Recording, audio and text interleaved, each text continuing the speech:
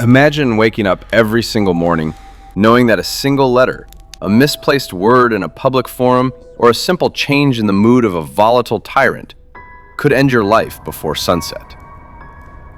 You walk through cold, towering marble corridors, but you don't hear the beauty of the Roman wind. You hear the phantom ring of steel. You look at your friends, your family, your closest allies, but your mind is already staging their funerals, anticipating the day they turn on you to save themselves. This wasn't a temporary nightmare. This was the crushing daily reality of life in ancient Rome under the rule of Emperor Nero.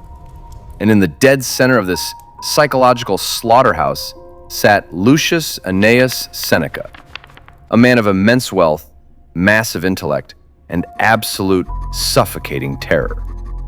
Seneca was one of the wealthiest men in the empire. He owned sprawling estates, vast vineyards, and thousands of slaves. Yet, none of his gold could buy him a single night of peaceful sleep. He lived in a permanent state of high alert. He was a prime target, a brilliant philosopher serving an unstable, murderous teenager who held the power of life and death over millions. Every single knock on the heavy oak door of his villa was not a guest. It was a potential death warrant. Is this the moment? Is this the hour the centurions finally come for my neck? But as the years dragged on, Seneca realized something deeply terrifying about his own mind. Long before the emperor's soldiers ever drew their iron swords, Seneca was already dead. He had executed himself 1,000 times in his own thoughts. He had felt the cold blade against his throat, in his sleep, in his meals, in his writing. He was suffering the agony of death before the executioner even left the palace. He was bleeding in his mind before a single drop of his physical blood had ever been spilled.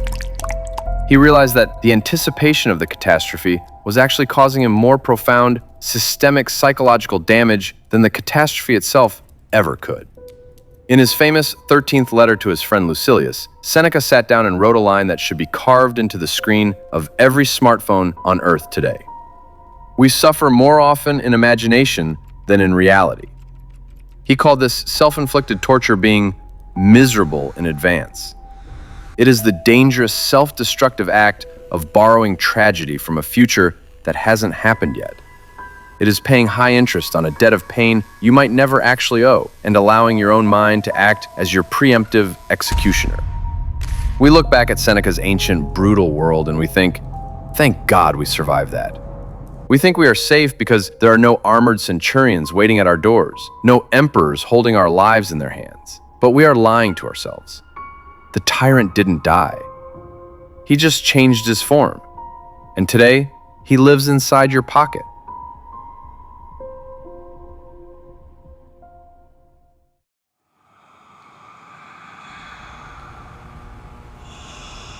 To understand why our minds are so incredibly fertile for worry, why we are so easily trapped in this loop of anxiety, we have to look at the primitive machinery of our survival. For hundreds of thousands of years, our ancestors survived in a world of immediate physical consequence. They lived in a world where a simple rustle in the tall, dry grass meant a predator was about to strike. If they assumed it was just the wind and they were wrong, they died. If they assumed it was a predator and they were wrong, they simply remained alert and lived to see another day. Do you see the design? Evolution did not build your brain to make you happy. It did not design your mind for peace, joy, or fulfillment. It designed your brain for one thing, to keep you alive. It built an ancient, hypersensitive threat radar inside your skull, and that radar is permanently biased toward catastrophe. It is programmed to look at a simple shadow and see a phantom side. We are the descendants of the paranoid. The optimistic cavemen who assumed the rustling grass was just a gentle breeze were eaten long ago. Their genetics died with them. You and I inherited the nervous systems of the hyper-vigilant, the anxious, the ones who stayed up all night staring into the darkness, waiting for the wolves. In the wild, this threat radar had a clear, highly functional off switch. The threat was physical, immediate, and real. The predator jumped out of the grass. You ran, you fought, or you were torn apart. Once the danger passed, once the tiger was gone, your body flooded with relief. Your cortisol levels dropped, your adrenaline receded, and your nervous system returned to a calm baseline. The survival loop was closed. The threat was resolved, and your mind could rest.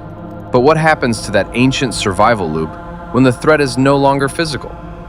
What happens when the predator is an abstract modern thought, an unreturned text message, an upcoming performance review, an unstable economy, a shifting social landscape where you feel your value as a human being slipping away? Your threat radar cannot run away from an abstract thought. You cannot swing a fist at a hypothetical scenario in a physical battle. Because there is no physical resolution, your threat radar remains permanently switched on. The cortisol continues to drip into your bloodstream day after day, corroding your veins, keeping your heart rate elevated, and turning your mind into a dark, empty theater of worst-case scenarios. You are running from a predator that doesn't exist, and you can never stop running.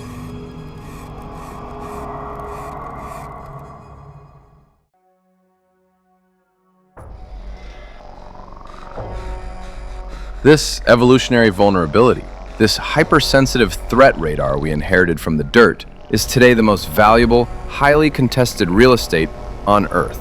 In our modern world, we live under an economic model that doesn't care about your soul, your peace, or your intrinsic worth as a human being. It treats you as a biological unit of attention. To the machine, you are merely eyes on a screen, a data point to be harvested, packaged, and sold to the highest bidder. And to keep you looking at that screen, the system must feed your threat radar. It has engineered a highly automated global threat machine designed specifically to keep you miserable in advance. Think about the 24/7 news tickers. Think about the social media feeds designed with infinite scroll, ensuring you never reach an end. They do not deliver information to educate you or make you wise. They deliver threat signals to capture your nervous system. The developers of these platforms know exactly how your brain works. They know that your ancient threat radar will always prioritize a negative signal over a positive one. They know that a headline about an impending economic collapse will get 10 times more clicks than a headline about a peaceful local community. They use bright red notification badges because red is the color of blood, injury, and immediate danger. They use urgent, sensationalized, catastrophic language because your brain is hardwired by evolution to ignore peace and prioritize panic. Breaking news. Imminent collapse. The crisis you aren't prepared for. The algorithm acts as an invisible digital Nero. It doesn't need physical centurions to control you. It simply feeds your threat radar a continuous digital stream of simulated crises. It suggests that unless you are constantly worrying about everything, everywhere, all the time, you are unsafe. It turns your natural, healthy desire for security into a highly profitable addiction to outrage and anxiety.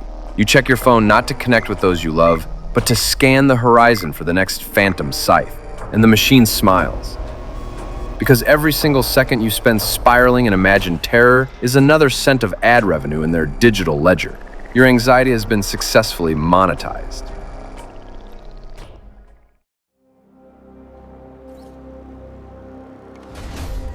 The ultimate horror of this automated system is that it reduces our entire lives to transactional noise. When you are trapped in a state of permanent panic, you cease to be a conscious, creative human being. You become a biological robot. Your decisions are no longer driven by your values, your love, or your higher purpose. They are driven entirely by fear, survival, and desperation. We see this decay everywhere in our modern relationships. We are taught by the culture that our value is purely functional, purely transactional. Men are taught that their sole worth is a cold dollar figure on a screen, what they can provide, what they can transact, what they can be mined for. Women are pushed into matching transactional mindsets, treating connection as a hedge against insecurity. We no longer see each other as human beings with infinite intrinsic value. We see each other as assets or liabilities. We evaluate our friends based on network opportunities and our partners based on utility. The modern landscape has successfully hollowed out the human soul, replacing genuine connection with a cold, calculated marketplace. We are told that love is a competitive marketplace, that friendships are networking opportunities to leverage, and that every human interaction must have a clear price tag attached to it. If it doesn't pay, it doesn't matter. This is the outrage plantation. It is a mental landscape where we are systematically stripped of our intrinsic human value. We forget that we are valuable simply because we are alive, capable of deep consciousness, of real love, of genuine creation. Instead, we view ourselves as products that must be constantly optimized, marketed, and defended against an imaginary army of competitors. We worry about our future, We worry about our status. We worry that if we stop running even for a single second, we will be discarded by the machine like obsolete hardware. We live our lives as if we are on a fast-moving conveyor belt heading toward a slaughterhouse, desperately trying to look productive and profitable before the blade falls. We are miserable in advance because we have accepted a system that treats us as utility machines.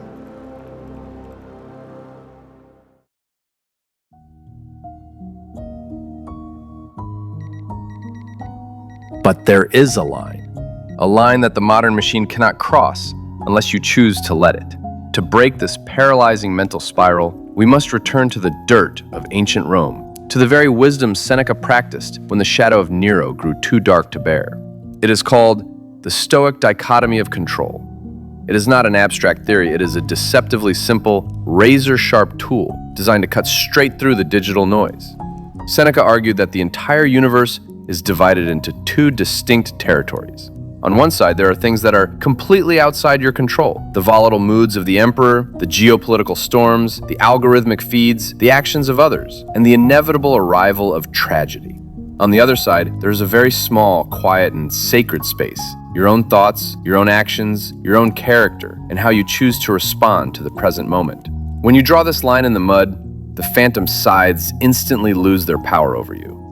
The machine wants you to believe that you are personally responsible for fixing the entire world, that you must worry about every crisis, and that your internal anxiety is a metric of how much you care. But your worry cannot change the speed of the wind.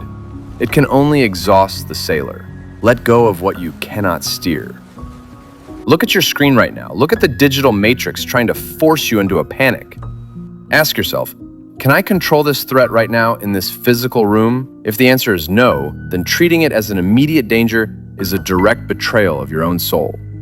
You do not have to carry the weight of an entire world in your pocket. You do not have to allow billionaires in Silicon Valley to rent out the space inside your head for free, turning your nervous system into their personal cash register. You are not a biological robot. Your value is not transactional. You do not need to prove your worth to a cold, automated apparatus by sacrificing your peace of mind on the altar of manufactured dread. Unplug the wire, silence the ticker, stand firmly in your physical reality. Look around you. The centurions may come tomorrow, or they may never come at all. But today, you are still alive. Do not die before your time.